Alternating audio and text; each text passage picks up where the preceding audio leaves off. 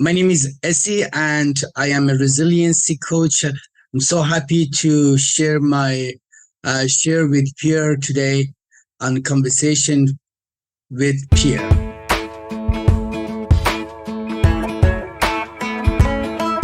Hello, sunshine, good to see you again. Had to walk out to let you back in. Stuck in a storm of a relationship. Lost my fire. Oh, and I forgot about me for way too long. But it's rolled on. Now there ain't no shade around here. Once you leave the clouds, you're under 80. Funny how there ain't no rain. All clear. Why'd it take so long to leave you in the rearview mirror? Now nobody gonna steal my sunshine or turn my blue sky gray. All I know is at the end of the day, wildflowers grow when there ain't no shade. Hey everybody, it's Pearl Sharenza with Women's Successful Living, and you are on with another of Conversations with Pearl today. And I am so excited because as many of you who follow and listen to us, it's not often that we get to have an amazing gentleman on our show. And today is no exception. So I am so excited to welcome on the show today, Essi Baghari. He is a survivor in every sense of the world. As a child soldier and refugee, he faced unspeakable horrors that no one should ever have to endure. Essi's struggles continued as he battled addiction and trauma. And today he is a recovering addict, author, podcaster, TEDx speaker, and advocate for mental health and wellness. Through his own journey of healing and growth, Essi has gained the knowledge and expertise to help others overcome their own challenges and find hope in the darkest moments. Essi is an inspiring public speaker who has dedicated his life to helping others overcome trauma and addiction. From his childhood in pre-revolution Iran to serving as a boy soldier in the Revolutionary Guard, Essi's journey has been one of resilience, strength, and hope. After struggling with addiction and trauma himself, Essi has emerged as a powerful voice and advocate for mental health, personality development, and transformation. He has authored the book Shattered Soul, which tells his powerful story of redemption, recovery, and self-forgiveness. Today, Essi offers public speaking to help others heal from their own trauma and addiction and shine and find the light in their own darkest moments. If you're ready to transform your life, check out Essi's website and a call to learn more about his other life-changing speaking topics. And we're going to share all that as well in our show notes. And I want you to be sure to watch Essi's inspiring TED Talk, The Silence of Trauma and Addiction, Confession of a Child Soldier, where he shares the story of overcoming adversity and finding hope, as well as his thriving podcast titled Resiliency Talks.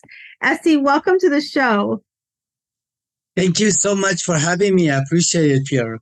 I'm so excited to have you here. And it's today when we're recording this, those that are listening, we're in the middle of some really unfortunate times going on in our world with over in Israel and everything that's happening. And when I was thinking about you coming on the show, I thought about those young children, those young soldiers that are in the same place you were back then. And I know right now this is probably, some hard reminders for what you've gone through in your life. And I just want to thank you for coming and sharing your story with our listeners, but also putting your story out in the world because often when I coach women, especially of a nonprofit that I coach for women that are transitioning between homelessness, I remind them, and you and I both know Michelle Jewsbury, we remind everybody, our story matters and our story can change somebody's life. And I'm sure right now your story is probably touching many people throughout the world with what's happening today. So Essi, share with us your story. Give us a little background of, what brought you to what you're doing today and how, and maybe touch on what's happening in the world a little bit on how, I'm sure there's been some triggers there for you over the past couple of weeks. Oh, definitely. First of all, I'm very heartbroken regarding what's going on in Middle East in both sides. I can attest to the devastation that war and killing each other can happen to not just we are in North America, we see what we see on TV, but we really don't see the impact that would had on and like in my case, in my life, the things that happen, it's impacted my whole life. And so I pray that for peace. I pray that people start to come in to their sense and stop this what's going on in Middle East. As you know, yes, originally I'm from Iran, and I grew up in a family of you know uh loving family. They did the best they could, but unfortunately, it was after the revolution that I got into the because that's all I knew. I trained to as of age of 14 to go to war and train to kill, and that's not a place for a 14 years old to be. And I saw unfortunate and uh, devastating impact of the war, and so I'm all about peace today, and we go through my story more in details. Yeah, thank you so much for touching on that. And for everybody that's listening, if you have family or friends or anybody, just know that we are sending and lifting up prayers from our show for some peace to happen for everybody all around. And so, Essi, you're right. I mean, at 14, I was thinking, gosh, 14 years old, what was I doing at 14? I started babysitting because I wanted to have some income to go to the mall. Never in, like you said, in our minds to think that a 14-year-old is going to go to war, and all the things that come along with when you're at war. And so, for us, like tell us a little bit about how long were you and give us a little bit, walk through your story. You're at 14, you're in the army, you're in at war. Tell us like how that impacted your life, and then also talk to us like what changed, how were you able to escape that, and then lead us, and then we'll talk more about how it led to the other things, the trauma that it brought on in your life. For sure. See, I believe the childhood trauma is real, and there's a lot of talk regarding trauma and childhood trauma, but the impact that has on us. So in my case, I was separated from my mom when I was like 6 months old. At age of 5, I find out I have two mothers. So that was like trauma from very young age. Before age of 9, I was mentally, emotionally, and sexually abused, and so I was already kind of damaged in very, very childhood. And then when I was 13, it was the revolution. I was actually Iraq attacked Iran, and I was just a kid. And in 1980, as I said, the war started, and I was like, I don't know what happened at the time, but like everybody here, people talking about, oh, let's go to college, let's do this.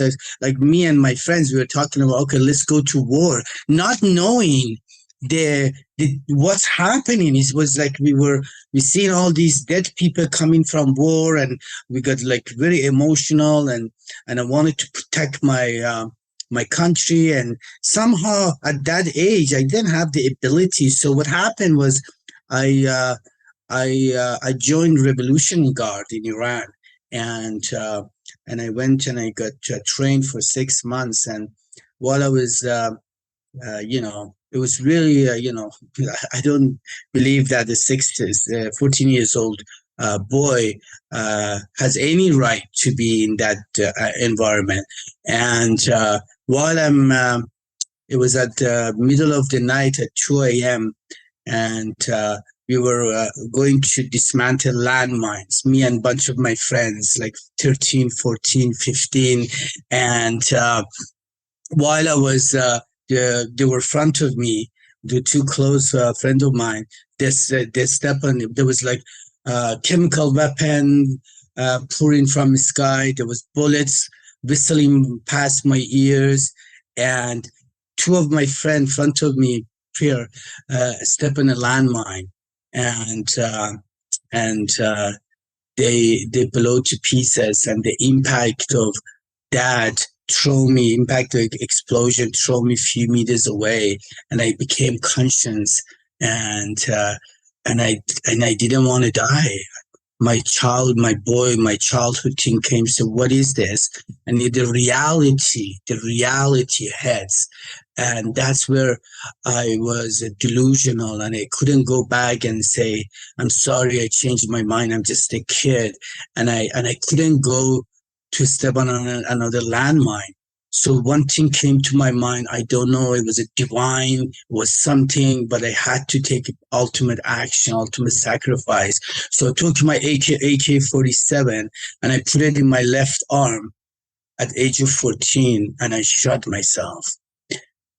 And I thought, so that's basically when I thought, oh, I'm going to be safe. But that's just the beginning. That's the beginning of my life, my journey.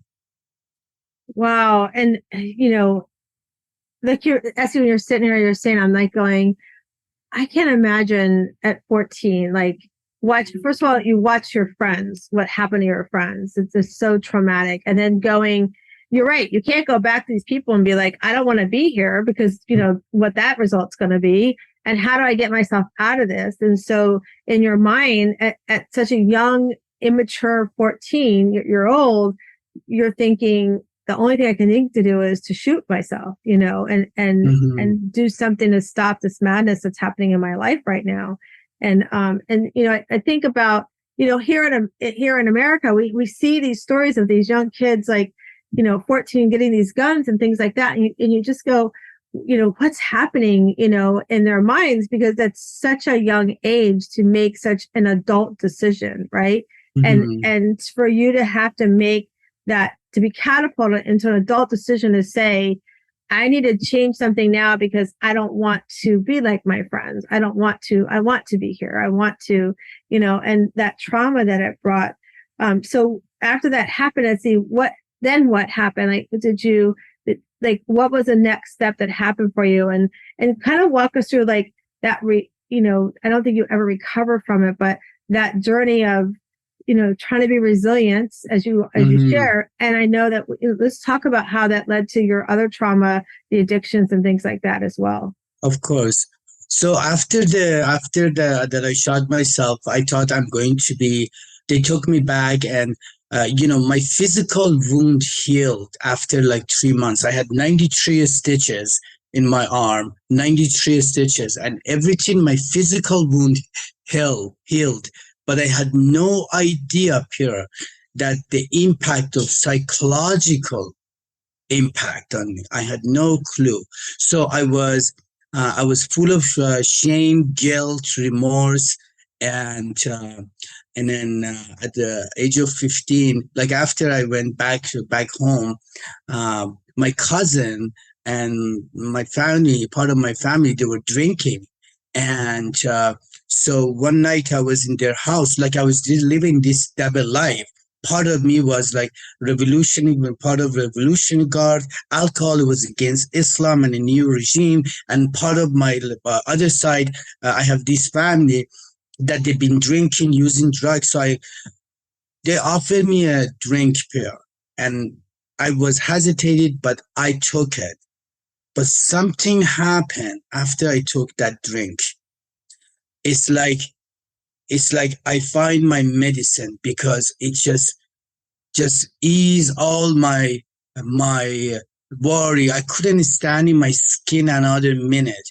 And after I took that drink, it's like I find the magic. And I loved alcohol because it really kills the pain. And then I started using opium, and then and it was like I was medicating, and so that's what happened. And then I got into the forced marriage, because my family see that, oh, Essi is in, I was really dysfunctional, obviously with what I've been through. But they said, okay, to calm him down, give him a wife. So they gave me a fifth, another girl, and I got into the forced marriage. And as a result, I had two beautiful sons, which I'm proud of them. But at the time, so what happened?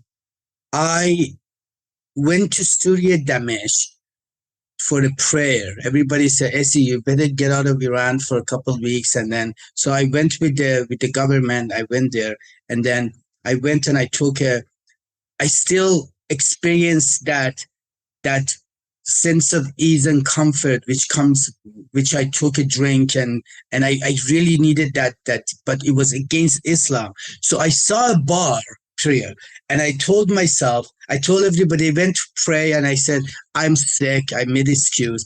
I told myself, I'm going to go to this bar. I'm just going to have 2 drinks. By the time they come back, I'm going to be sober. I had no idea. I went to this bar and I got drunk, and I start having fight with bartender, waitress. They sent me to the police station here, and I couldn't speak Arabic. So they had to bring someone from the hotel. They said, which hotel? So they brought the person who was in charge, which was one of our Revolutionary Guard mentor. And they saw me that I'm drunk. And it was a big no. So they sent me back to Iran. They don't want to. Anyways, I had a friend that he says, Essi, you have to get out of here because this is a big no. At the time, it was very strict. And so in a week, I escaped from Iran to Istanbul. And I was from Istanbul, I escaped and I went to East Germany. From East Germany, middle of the night, I jumped in a train and I went to West Germany, and I became refugee, and in a refugee camp for 2.5 years. And that by itself, it was a completely different story. I was sitting here. I've been taking notes while we're talking. So for the listeners, if you're not taking notes, take notes. And if for those that are listening, if you feel like any of this has been a trigger for you, please make sure you reach out to those resources for help. Essi, so I want to go back to childhood trauma for a moment, because you're right that childhood trauma plays so much. And sometimes I remember I was coaching my group coaching. We have a group that meets every Sunday evening from 8 to 9 p.m. It's called our Shiro League. And at one point we were trying to do the inner child work.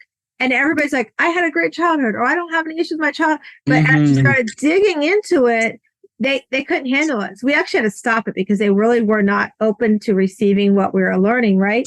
But this past couple of weeks, you and I were talking before we came on that I've been really busy and traveling and things. And one of the things I was doing was trying to go help my mom with a move the goal was she was going to live with me and my brother kind of part-time. And so I got some things happen. I have an uncle who tries to be very involved and has not seen her in 7 or 8 years and trying to influence health decisions for her, which are damaging to her health. And was making some threats. And I'm all about, when I coach, about setting boundaries, what's good for your self-care, and I went back to my boundaries and I was like, I have these boundaries, Mom, I love you, but I have to put these boundaries around, So I came home and I was talking with a fellow coach, and she was saying, Pearl, as I went through, I was like, and it was such an eye-opening. And as a coach, you're a coach, I'm a coach, we need coaches, but sometimes even as a coach, we don't see the bigger picture, right? We don't want to step into it. And she reminded me that, my parents got married very young. My mom was 17, had me before she even turned 19, 10 months later, here's this baby. And, my dad's going off to war in Vietnam, and she's stuck home with this baby, which she didn't want to have a baby at the time. And then she's watching all her friends go out, have a great time, and she's stuck with this baby. And I was like, oh my gosh. Because my husband, I've been with my husband 40 years. And he used to say, ever since I've been around you, Pearl, your mom's had like this resentment towards you. And I'm like, yeah, I could never figure it out. And when I talked with my friend Juanita last week, I was like, that so makes sense now, right? It was that aha moment. So childhood trauma has so much to play in our actions. And then, like you said, in our emotional decisions, like you made an emotional decision to go off to, be in the Guard. And so, and then that emotional decision to shoot yourself because you want to stop that pain. You don't want to go in that pain. But then as you talk about it, you healed fit from the wound, physically, but that psychological impact, we want something to help us take the pain away, right? Which we talked about, addictions, like you talked about the alcohol. And it's interesting. I was working with a young man we're mentoring, and his comment to me last week was, well, when I drink alcohol, I can see things clearly. And I had a conversation going, do you understand where that's a challenge? You're not allowing yourself to feel the pain of what is happening, or allow yourself to face the fear, the reality of a choice you have to make, right? So we numb down the pain, like you were saying, and then it goes into other decisions, that we accept in our lives that are not necessarily healthy for us. And, I wrote down escaping, like you were escaping. I feel like everything you said, you've been escaping, right? For me, it's like, that's that word that sticks out, to the point that you even had a friend that said, Essi, that drinking you did is really bad, against the rules, it's not followed. You need to escape. So you are still escaping into getting away from getting in trouble, or whatever the ramifications could be for your decision that you make emotionally, right? Yes. And so you've gone off, you've escaped, you've become a refugee over in Germany. And so what led you to your next decision in your life? Like, what was that next path decision? Because you came to the US at some point, right? And so walk Canada, us through, so walk us through those other decisions. For sure. While I was in West Germany, I experienced a lot of racism, and then I did not took a sober breath. In all my conversation that I do, I always have to emphasize the impact of, because drinking and using drug was the solution for me. Some people, they don't understand why, because I would have killed myself many times if it wasn't for alcohol and drugs, because to medicate. So I came in after 2.5 years, I escaped from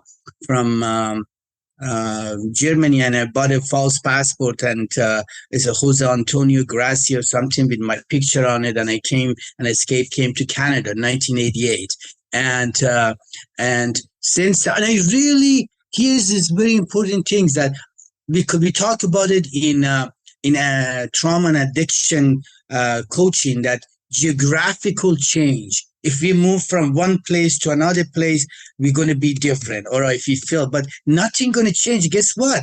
I'm taking myself everywhere I go. So when I came to Canada, 1988, I really had the intention to change my life, but I had no idea about the trauma. I had no idea about my addiction, that I'm not well, and so. Since then, I started working, and my drinking for 6 months was manageable, because fear, new country, but then it went out of hand again. And then I came to Vancouver, Canada, 1993, and really I could not stand in my skin, and no amount of drinking and drugging would help. We talked about it in our coaching thing, that I passed through a well-known stage. Like I could not, invisible line. Doesn't matter what I put, So what happened? I had this girlfriend, and I'm living in this house, this basement suite. I've been drinking and drugging and wanted to kill myself, and in 1997, and she came to me and said, Essi, I can't do this anymore. You better get help. I said, what should I do? And she said, I don't know. And she just closed the door, slapped the door. And so I picked up the phone and I called the operator, and I said, I have my English wasn't that good either at the time. I said, I have problem with alcohol and drugs, and I don't know what to do. And she says, no worry, hon, I give you a detox number. I said, what's detox? She said, you will find out. So I thought, honestly, I thought they're gonna take me to hospital because what's happening when I was a baby, my mom used to say when you were crying, she would put opium in my milk to calm me down. And they were laughing about it when I was like a little older, and it was like to them it was funny. So I thought they're gonna take me to hospital. They're gonna do a blood transfusion, and I will be okay. Honestly, that's what I thought. I had no idea that hello, there's something going on in center of my mind, and then that was my first treatment center. Long story short, because of the timing, I've been to 17 treatment centers, 29 detoxes, psych ward, homelessness, and until almost 10 years ago. I mean, my 10 years of sobriety now, almost 10 years. I mean, I just missed my son's wedding, and my sister called me, said, "Essi, you haven't been a dad to your son. Why don't you come and for his wedding?" I said, "I can't, sister. I'm not well."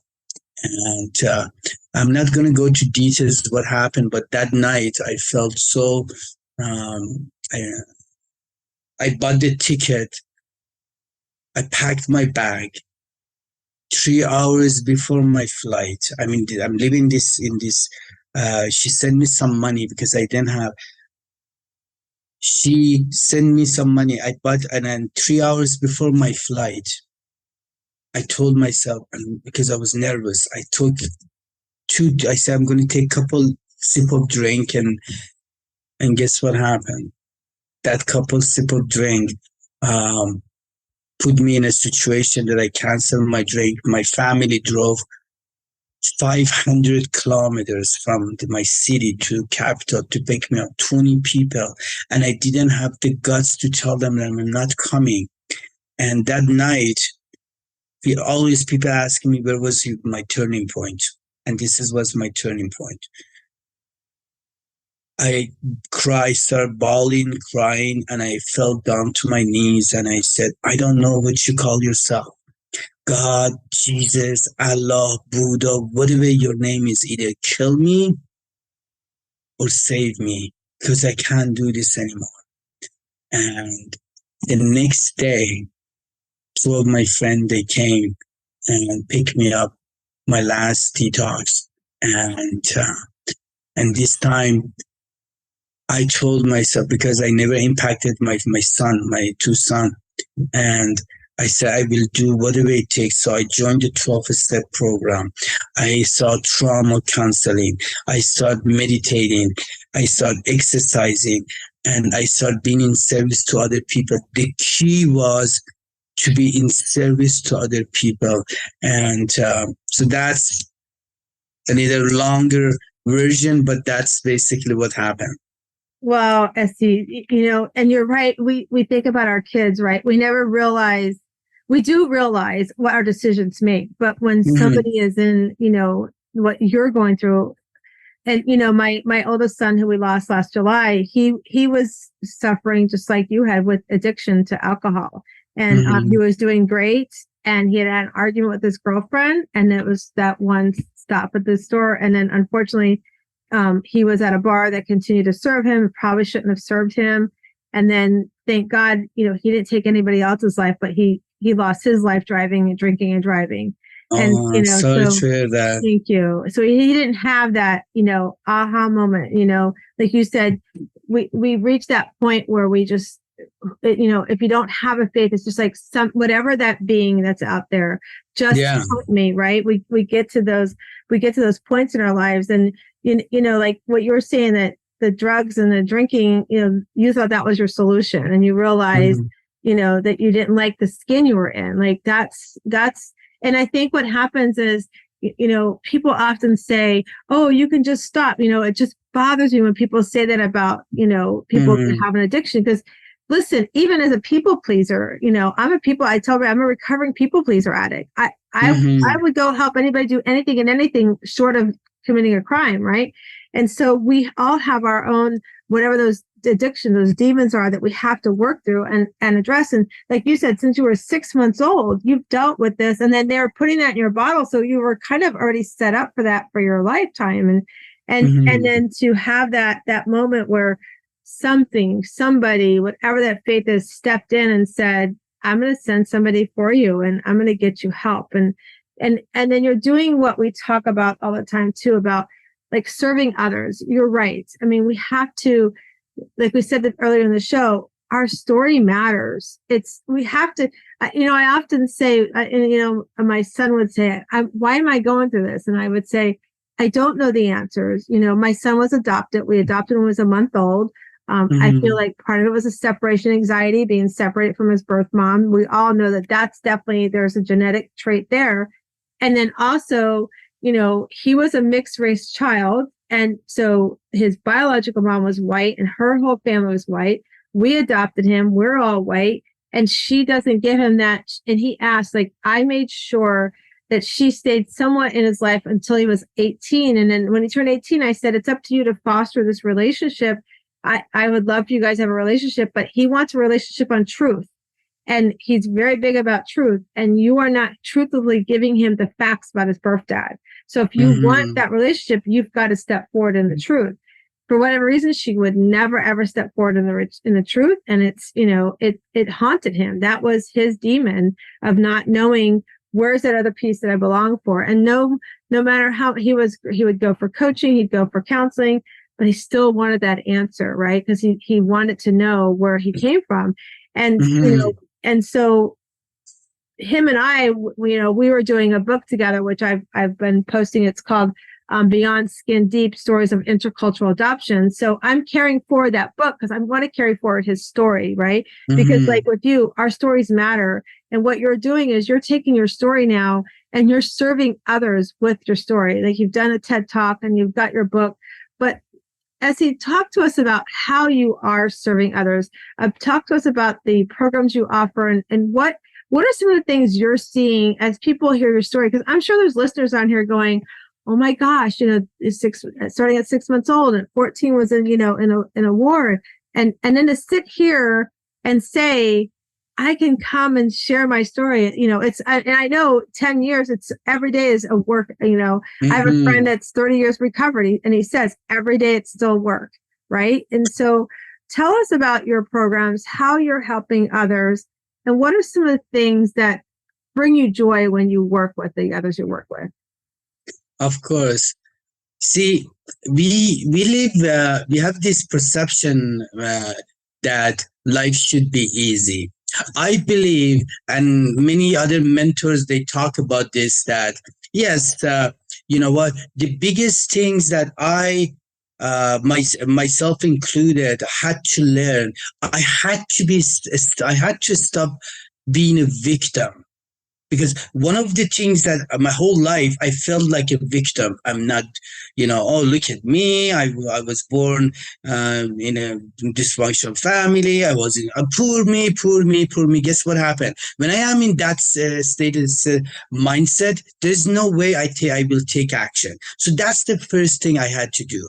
And then right now, when I'm, I do a lot of speaking. One of the biggest things that I'm emphasizing is being resilience. Resiliency is something that, look at us. Like I live in the most beautiful city in the world called Vancouver, Canada. I've been all over the world. I've been in US, Europe, everywhere. And here's the thing. We are so blessed. One of the biggest things that is like, we have this mindset, it's like a tunnel vision. And that's all we see. We are like in North America, majority of us, we have no idea the way that other people's living and have a bigger. One of the biggest honor and pleasure for me when I'm working with other people is when I see them and the pain and the suffering, and then I watch them.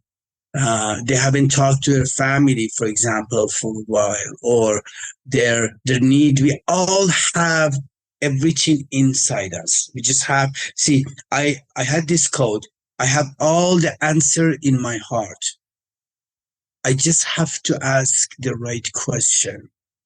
And the right question that I ask some people that I work with, we all have a uh, sensitive trigger that motivate us. Some of the people that I work with, they have kids that, they're 5, 6, 7, and daughter, son, and I would ask them this: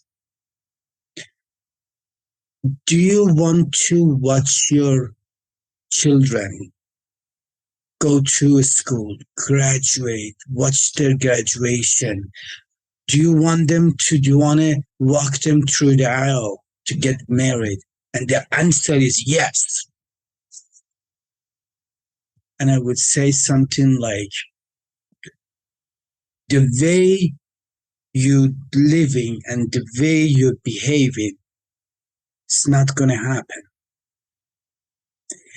And that would trigger them, some people, to take action, because like all of us, we love our kids. So we need some motivation, and it's a great things. But after a while, the motivation will phase away. So we need to have some inspiration to pull us into more action, and that's one of the way that I got help, and I work with other people. And as I said, I'm in 12 steps, and there are a lot of work that I do is just for free.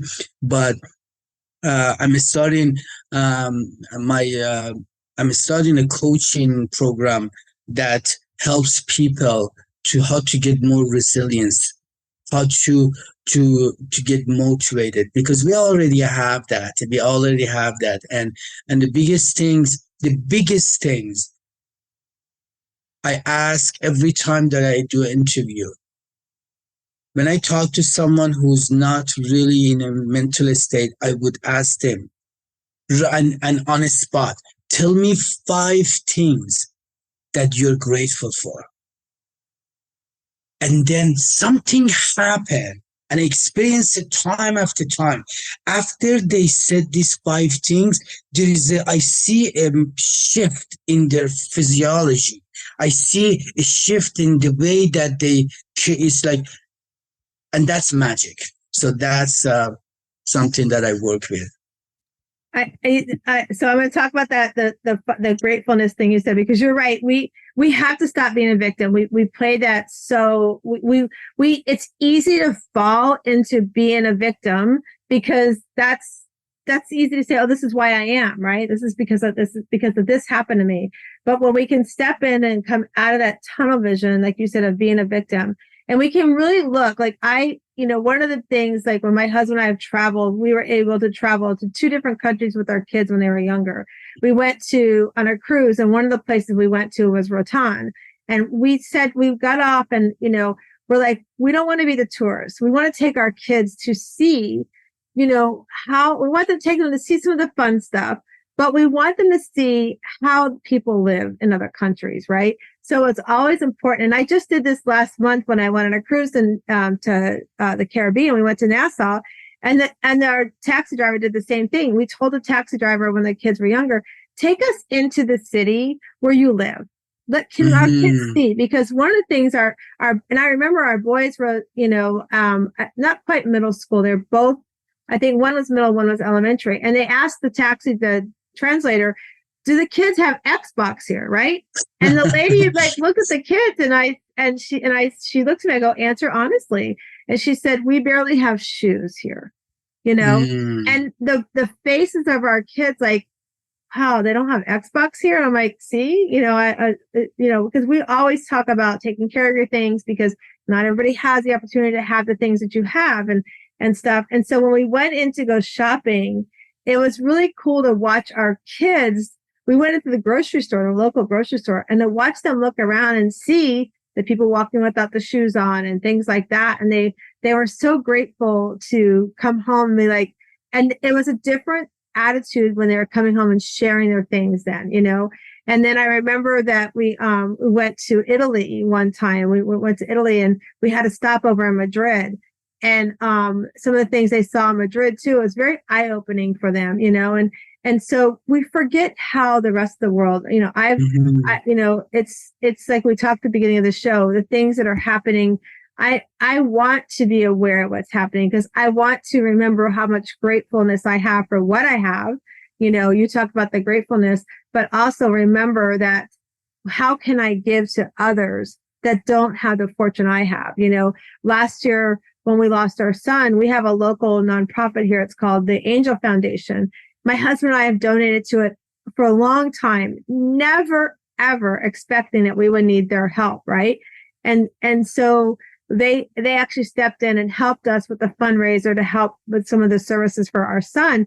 And, that gratefulness to be like, wow, I was able, all these years of giving, I was able to receive and I was humbled by it. Right. But it reminded me it's okay to also to receive help. Right. And I think that's so powerful. And, it's funny, Essi, you said about you asked them, tell me 5 things they're grateful. That's one of the first things that I love to do when I work with clients too, is I ask them, give me 10 things that bring you joy. Like, tell me 10 things that bring you joy. And why does it bring you joy? Don't just tell me because I woke up this morning. I want to know, why are you happy you woke up this morning, right? And then I love to make them work too about, tell me 10 things that you have to stop doing, your not to-do list, right? Because our self-care is so important that if we want to do the things that bring us joy, we got to stop the negative talk, stop the victim, I'm a victim. We have to stop some of that chatter. And we have to stop hanging around with people who say we're not worthy of, oh, you shouldn't do that because that's never going to work. And things like that, and as we walk through that and I take them on, I call it our Shiro method. We take them on that roadmap to becoming, like you're teaching and coaching, resilient and becoming okay to understand that I can tell you, Essi, no, and it's a sentence, and it's okay to say no because I'm saying yes to myself, right? So it's so powerful that when we can step in and like you said, I saw for those that are listening and can't see, Etsi's face lit up when he talked about how when they talk about what they're grateful for, his face just lit up, and I understand that because as a coach, I love to see people walk into what they were brought here for, no matter what whatever your faith is that you're listening to us. I truly believe we're brought into this world. We're given talents. We go through things that, like what you shared, Essi, some of the things you've gone through in your life are so traumatic. We go through those things, but we have to do something with that story because when we don't, we cheat ourselves. But then we're cheating others that are around us as well. So I want to thank you for sharing your story. I want to thank you for being on here and for being brave too, to share your story. Not a lot of people would not have the bravery you do and have in sharing your story. So I appreciate that. Appreciate it. Thank you. It's see, the thing is that also it is important to also to mention that, see, those childhood trauma, we have to work it. People don't know anything about like the way sometimes we act as adults because it's about abandonment issue. It's about, not having any boundary, people pleasing. Of course, when we were kids, because we've been denied and denied and denied. And then now we grow up and we want people to like us. And because our parents, like I have these friends that they're talking about, for example, they just like either man or woman, they like to hang around with because they did not receive love or attention from their parents. Guess what happened? When we grow up, we wanted to please everybody because we want to be liked. And as you said, this is a journey. People talk to me and say, Essi, how did you, like, if they don't know anything about my story, and after even my friends that I didn't know, they didn't know when they read my book or they watched my TED Talks, and I said, oh my God, how could you be so, I've been told you're so kind, loving, gentle, strong, confident. I said, you have no idea that it wasn't me. I was very low self-esteem for years. And my story is testament that human spirit that we have the ability, and we have the ability as human to adapt and to change. And my story, your story, and thousands of other stories, just a testament that this is work.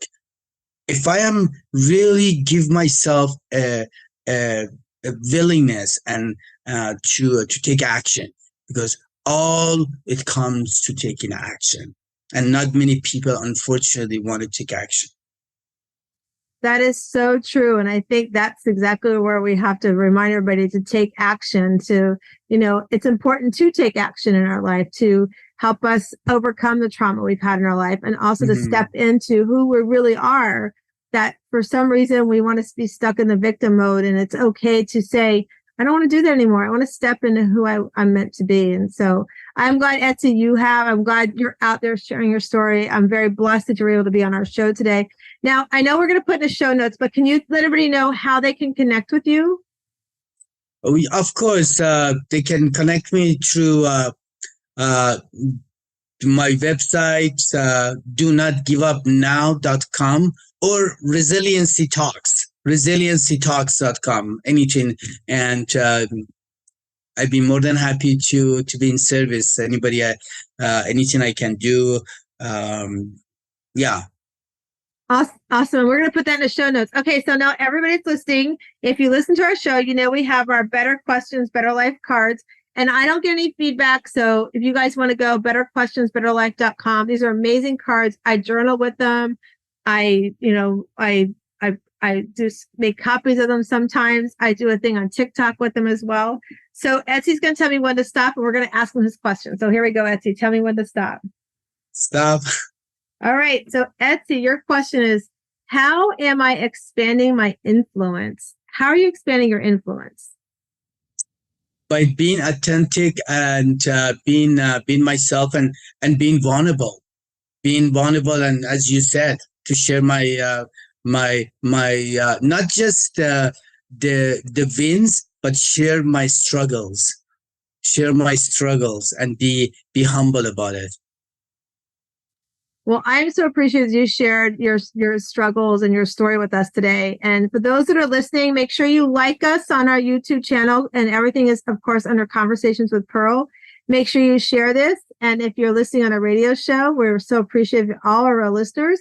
And I just want to remind everybody that this October was my birthday. October 20th was my birthday. And my birthday month is open house at our Shiro League. So if you're interested in joining and stopping in for a free visit to our membership only group coaching, it's a free invite. Just email me hello@wsliving.com, hello@wsliving.com. Put the title in Shiro and I'll get you the link. We meet every Sunday evening from 8 to 9 p.m. Eastern time. It's a great way to end your week. It's a beautiful way to start your week, all around self-care and putting yourself first. And in the meantime, I want to remind all of you that as you come into this world, we do come in as a little rough oyster on the outside. Our shell needs some help opening up. But as you open up, and as we shared today with Essi, when you start understanding that you're no longer a victim and inside is your beautiful pearl, I want you to go out today and I want you to find your inner pearl of greatness. And I hope you have an amazing day.